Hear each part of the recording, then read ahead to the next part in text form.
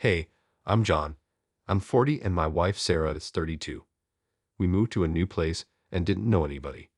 But luckily, thanks to the kids, we met some great people. One of them was Larry and his wife Pam. They were so nice. We had a bunch of stuff in common and they had a crazy lifestyle despite having kids. We hit it off right away and started hanging out a lot. Our kids were the same ages, so it was easy to hang out with them too. We went on double dates, went on trips, talked about parenting. After a while, I noticed Larry kind of flirting with my Sarah. I joked about it and told him to watch it. She's busy. But Pam said it's just Larry's thing and there's nothing going on. I was pretty sure about my relationship and didn't worry too much about some flirting. I thought it was harmless, but then it started getting a bit more serious. The flirting was happening often enough to start bothering me though. My wife is gorgeous, and Larry couldn't help noticing her. I started to wonder if he respected our relationship boundaries. Every summer, Larry and Pam would take their kids to summer camp. They managed to convince my wife and I to send our kids to the same place. The idea was that with the kids gone for 2 weeks, we could have an adult-only vacation. It sounded like a great idea. My wife and I were excited about the trip, hoping to have some time alone and do something like a mini honeymoon. A few weeks before our trip, my wife was acting a bit distant. I wondered if she was missing the kids or worried about them being without us for 2 whole weeks. We'd never been apart for that long before. I noticed she was making secret phone calls and texting someone, but I didn't say anything. On the day we left, we met up with Pam and Larry at the Verved beach house. It was perfect, right on the beach with a hot tub on the deck, a big grill, and all the luxuries. The first night, we had some drinks and beer, and everyone was outside. I was cooking some food, and after a few drinks, I saw my wife and Larry flirting again. It made me laugh, but I wasn't too upset. When I woke up the next day, my wife wasn't in bed. I looked around the house and found her on the beach, wearing a swimsuit. She was swimming, and next to her was Larry, shirtless in his swim trunks. He was standing way too close to her and clearly staring at her in that swimsuit. My wife didn't seem to mind though, and neither did she try to distract him. I went straight over to them and they both acted like nothing was wrong. That calmed me a bit, but I still didn't like how Larry was looking at my wife. I practically dragged him back to the house. Later that evening, we went out dancing. We had some drinks and got a bit drunk on the dance floor. And then I noticed Larry reaching out for my wife again. It pissed me off. He was always around her, touching her, and my wife seemed to let it happen. She'd cling to him and he'd put his hands all over her. Was she drunk? Did she think I wouldn't notice? The next morning, I asked my wife about it, and she just laughed and said there was no need to worry. She had no memory of dancing with Larry at all. On the last day of our trip, everything went wrong. We were supposed to be at the rented house for 6 days, but for some reason, I had to leave early. The day went fine, except that I kept catching Larry's eye on my wife in her bikini. I trusted my wife's word and stopped worrying, but as soon as I let my guard down, I was right about everything. We were grilling some food, and I was in the middle of it. Pam was helping me with the chicken and veggies. I didn't realize that my wife and Larry had disappeared. I went inside to get some more meat from the fridge and heard some noise coming from the laundry room. I paused and listened. It was clear that someone was getting busy. I walked in, and there was my wife, pinned up against the wall with Larry in front of her. They were totally into each other and didn't even notice me. A few seconds later, Pam walked in for more veggies and saw them too. She yelled at Larry and he jumped back, knocking my wife to the ground. They both looked at us like they were caught in a car accident. They thought we wouldn't find out. I just left and started packing my stuff. My wife followed me into the room begging me not to go and forgive her. She said it was nothing. Larry just happened to be there. I didn't know what to say. Was the laundry room just a coincidence? It didn't make sense and I was tired of it. I told her to leave me alone, and she did. Noticed her phone was on the bedside charger. I thought, how long has she been texting? Turns out, they've been messaging for weeks. Larry was telling my wife how much he was looking forward to seeing her in a bikini at the beach. At first, she said it was inappropriate, but he kept going, and eventually, she admitted he was attractive too. There was a secret in her life. They met before our beach house trip and had sex in our kitchen. I confronted Pam about it, and we were both furious. We left the cabin and drove home, talking about how angry we were. We wanted to ruin their happiness after they cheated. When I got married, my mom insisted on a prenup. I wasn't loaded, but I'd inherited some money before I met my wife and saved up a bit. I had a decent job with a good salary and benefits, so my wife didn't need to work. The prenup said that in case of divorce, she'd get a percentage of my stuff, except if it was because of her cheating or breaking our vows. If she cheated, I could walk away without losing anything. It was a great move on my part, so my wife didn't get home till the next day. I started wondering if she was with Larry all that time. I told her we were splitting up and she needed to get out of the house. She said I couldn't do that to her. She had rights and would get half everything in the split. That seemed to be what she wanted. I reminded her about our prenup and saw the anger in her eyes turn to realization that she'd get nothing. Then Pam and I divorced our spouses. I didn't pay a dime to my ex-wife and sold the house eventually. Now I'm picking up the pieces. There are good people out there. I just need to find them. I'm glad things worked out with the divorce. Man, my mom was so smart for insisting on that prenup. She must have seen something in Pam that I missed. I hope Pam and I can move on and find someone who really appreciates us. My mom was still 18 when she met my dad. He was 4 years older than her and they fell in love. Then, like it happens sometimes, she got knocked up. After waiting until she turned 18, they decided to get married. But at the time of their wedding, my mom was already 3 months pregnant. So instead of relying on their parents, they decided to rent a room. That's how I came along when my mom was only 19. She got hitched right after high school and, of course, had no formal education. By then, my dad had finished college and was working at the factory as the head of the metalworking department. My mom was on maternity leave and my dad was working hard to help raise me. He took over at night so she could rest from the constant crying. He would change and iron diapers, run to the store for medicine when I was sick, and basically do everything a good dad should. While my mom was out of maternity leave, she went back to school to study medicine. So I was raised mostly by my grandma, my mom's mom. The medical school was in another city, so I didn't see my mom often except when she came home on vacation. When she did come home, it was like a big event for me. I remember when the three of us went to the movies together. When my mom was home, she'd let me watch TV until late. But the downside was that the holidays were almost over and she had to go back to school in another city. So then it was just a bunch of boring days waiting for her to come back.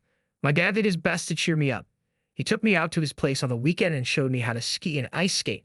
He even took me to get my first pair of skis. I'll never forget how he and I waited for my mom when she came back from vacation. She got back late at night and we had to walk 3 kilometers to the train station. My dad carried me on his back and we walked along the road in the dark. I fell asleep on him a few times, but it was so nice. My mom graduated from college when I was in 2nd grade. She went to school for 6 years, then came home to do her internship at a hospital in our city. By then, my dad had already bought a place to live, so it didn't interfere with our happy family life. To be honest, my mom was a really pretty girl in her younger days. She had a slim figure, blonde hair, and those piercing blue eyes. No wonder my dad fell head over heels for her at first sight. Over the years, she hasn't just kept her looks, but they've actually gotten better. Even after 30 years, people still think she's young. When we go out together, people think we're a young couple, not mother and child. After school, I went to aviation school, and by the time I was 23, I was a pilot. For about 6 months, I worked for a domestic airline, and then they sent me to South Africa to be a co-pilot on chartered flights around Africa and to places like Paris, London, and Washington. After about a year, the other pilot went home for personal reasons, and I took over. Sometimes, I'd come home, and my parents would be so happy to see me. When I got back, my dad and this amazing young woman who was my mom were there to meet me at the airport. My time away was almost over and I had bought them some presents, a set of French makeup for my mom and a bunch of those tin soldiers that my dad loves to make dioramas of historical battles with in his free time. The plane landed and pulled up to the airport. I wasn't in a hurry to get off, so I let the other passengers go first. When it was my turn, I grabbed my bag and thanked the flight attendant, then walked off the plane. After going through security and getting my bags, I looked around for my parents. They were supposed to meet me, but they were late. I didn't worry too much and headed to the taxi line. As I was leaving the airport, I heard someone call my name. I turned around and saw my mom getting out of a fancy car, waving at me. How did you get such a cool car? I thought. My mom looked great. Her hair was perfectly styled. She was wearing a cream coat with a light silk scarf, and she had high heels on. She really did win the lottery. Mom, where's Dad? I asked. Is he okay? She just said, get in the car, Yuri. We'll talk about it on the way. I climbed into the back seat next to my mom. The driver and a young guy were up front. As I closed the door, the guy turned around and said to my mom, "So, where are we headed, Helen?" My mom replied in a kind of hostile tone, "Home, Misha." Then she looked at me and gave me a smile. I was Yura, and it had been 6 months since she moved in with this guy. She didn't tell me about it while I was working because she didn't want me to worry. But now she was married to this Sergei guy, was her first and only love. They'd been separated, but then they met 2 years ago and couldn't stay apart. Her voice was trembling and her face was turning red and her eyes were shining. It took me a bit to figure out that she was talking about Vitaly's dad, but that wasn't the whole story. My mom told me he wasn't my real dad. Turns out my dad was her ex-husband Sergei. When she got pregnant, he had to leave because of his parents, so she married Vitaly to give me some kind of dad. But all this time, she's always loved Sergei. Mom was saying something, but I stopped listening. My heart was racing and my ears were buzzing. I asked about my dad, Vitaly. "I think he's home, at our old place. He plays with soldiers. He's a bit crazy," she said with a hint of contempt. "Where are we going?" I asked. "Home, son. We live in the country in a village. We have a big house with 3 floors. Sergei, my real dad, is a successful businessman. We set up a room for you on the 2nd floor. Wait and see." She smiled and gave me a quick peck on the cheek, leaving a trace of lipstick. We finally arrived at this big 3-story house with trees and lawns all around. An older man, but really impressive, met us at the door. It was Sergei. Mom flew out of the car like a hummingbird and gave him a big kiss. "Sergei, this is Yuri, your son," she said, hugging him and pushing me towards him. "Hi there, son," he said, holding out his hand. His hand was a bit limp and sweaty. "Come in, this is your home," he said with a fake smile, making a welcoming gesture. I looked at my mom. "I need to go do some business. I need to go to the airport office and tell them I'm here." I pulled out a box of makeup from my bag. "Here, Mom. This is for you." "Oh my, thank you," she said, shaking her gorgeous hair. How sweet, Yuri. I knew she didn't really need the makeup. Sergei could buy her a perfume store if he wanted, but she'd have to follow the rules of hospitality. "Have breakfast, then go," said Mom, taking my hand. "Wash up, relax from the trip. Come on. Business first, Helen. A guy has to take care of his business first." Sergei smiled. "Go ahead, we'll be fine.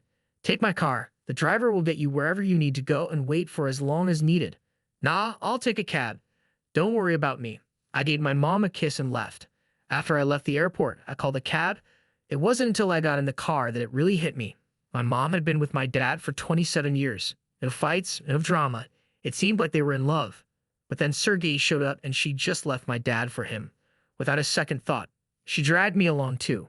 The old man who helped raise me is now out of the picture. She made her choice. Now I have to get used to this whole new dad thing. The father isn't necessarily the one who got pregnant, but the one who raises. I've heard that old saying a lot.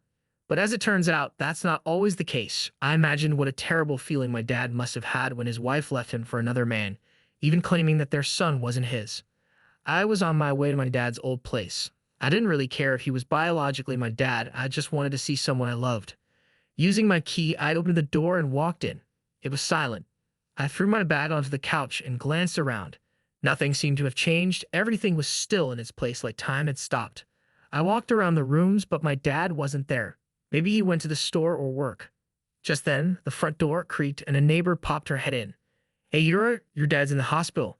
He had a heart attack and the ambulance took him the day before yesterday. The hospital was just a couple of blocks away from my house, so I decided to go there.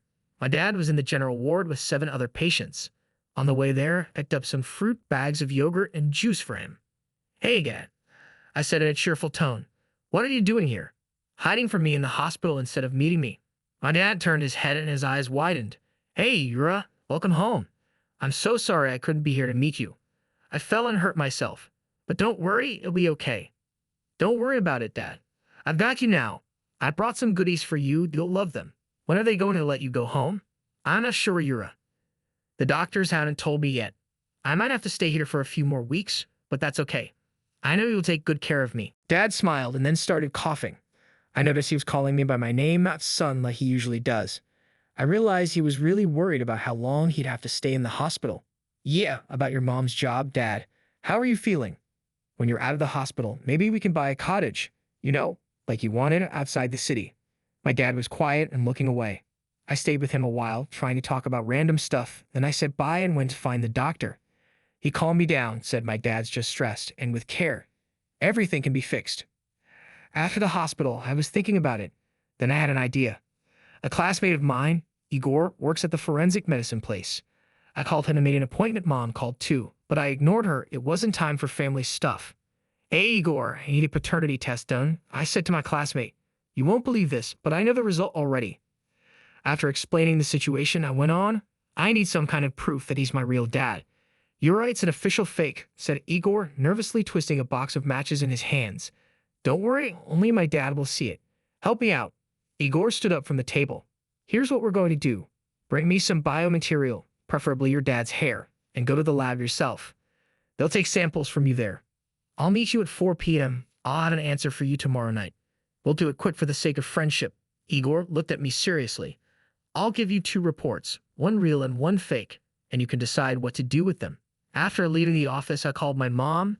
I listened to her complaining for a while and explained that I was going to stay at our old apartment tonight and call her tomorrow because I had a lot of things to do today. The next day on time, I went to see Igor. There was only one piece of paper on his desk with a big seal at the bottom. I looked at it confused. Did something go wrong? I wondered anxiously. On the contrary, everything's great. Igor handed me the report. Yuri's biological dad, 99% sure. My legs went weak. What's that mean? It's mean your dad's your dad in every way. So take the report and get out of here. Igor laughed. Half-hour later, I was at the hospital with my dad. Hey, Dad. How you doing? How you feeling? I adjusted the blanket that had slipped off. Thanks, Yura. I'm feeling better. They said I can get out tomorrow. Dad looked away. Why Yura instead of Sonny, Dad? Anything changed in our relationship? You stopped love me? Mom say anything. She did. She told me all about her new hubby and her thing. I smiled. You still can read without glasses, right? I handed him the report. He read it for a while, and I saw his hands shaking. Then he looked at me with a tear rolling down his cheek. So, want to buy a cottage then? I smiled. I stayed with my dad after the divorce without really explaining to my mom or blaming her for anything. It just didn't seem worth it. At first, she tried to convince me to move back in with her and her new hubby, but eventually, she gave up. I didn't tell her about the paternity test, so she went on thinking that my dad was her Sergei. Time passed. I eventually got married to a pretty girl who worked as a flight attendant on my airline. A year later, we had a baby boy and named him after my late grandfather, Vili. Throughout all this, I barely talked to my mom and flat out refused to see her. My dad never remarried, though I did introduce him to a few women from time to time. Then one day, my dad passed away. I buried him beside his parents like he wanted.